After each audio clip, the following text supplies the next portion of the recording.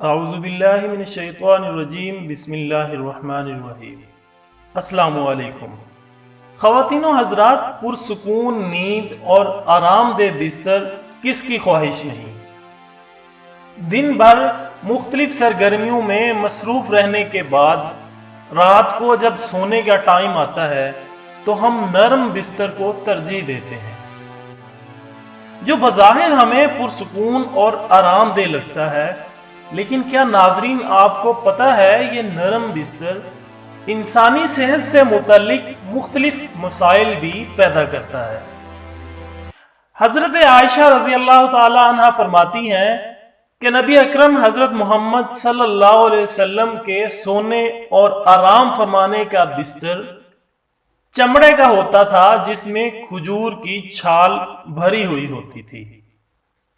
ناظرین، جدید medical science ہمیں بتاتی ہے کہ نرم بستر کمر کے درد کا باعث بن جاتا ہے، کیونکہ کمر اور پشت کے عضلات یعنی مسلز ڈھیلے پڑ جاتے ہیں، اور اگر مسلسل نرم بستر استعمال کیا جائے تو یہ درد بڑھتا چلا جاتا ہے۔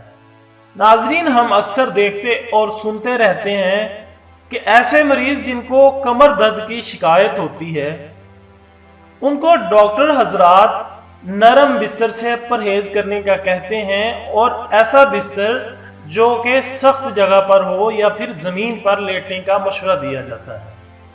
نرم بستر گردوں پر برا اثر چھوڑتا ہے، حتیٰ کہ گردوں کی نالیوں میں ایک پیچیدہ ورم بھی پیدا ہو جاتا ہے۔ ناظرین، نرم بستر کو ترک کرنے سے گردوں کی بیماریوں سے محفوظ رہا جا سکتا ہے۔ اسی طرح نرم بستر ریڑھ کی ہڈی کے درمیانی فاصلوں کو کم کرنے کا باعث بھی بنتا ہے، لہٰذا دور حاضر میں ماہرین نرم بستر کو کم سے کم استعمال کرنے کا مشورہ دیتے ہیں۔ اسی طرح ناظرین، بچوں کو پرورش کے دوران کوشش کی جاتی ہے کہ ان کو نرم سے نرم بستر دیا جائے۔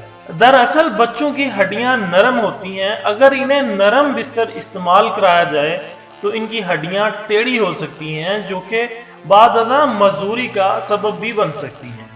ناظرین، یہ تھی آج کی ایک چھوٹی سی ویڈیو۔ ناظرین، نالج فیکٹری کی یہ ایک کاوش ہے کہ نبی اکرم حضرت محمد صلی اللہ علیہ وسلم کی مبارک زندگی اور آپ کی مبارک عادات اپنے ناظرین تک پہنچائی جائیں۔ نبی اکرم حضرت محمد صلی اللہ علیہ وسلم کی مبارک عادات کو آج کی جدید میڈیکل سائنس تسلیم کرتی ہے، اور ان عادات کے پیچھے چھپے ہوئے فوائد بھی ہمیں بتاتی ہے۔ ناظرین، ویڈیو سے متعلق اپنی قیمتی رائے ضرور دیا کریں۔ آپ کی رائے ہمارے لیے بہت زیادہ اہمیت کی حامل ہوتی ہے۔ ان الفاظ کے ساتھ اجازت چاہتے ہیں۔ اپنا دوستوں، رشتہ داروں اور اپنے ارد گرد کا بہت خیال رکھیے گا۔ اللہ حافظ۔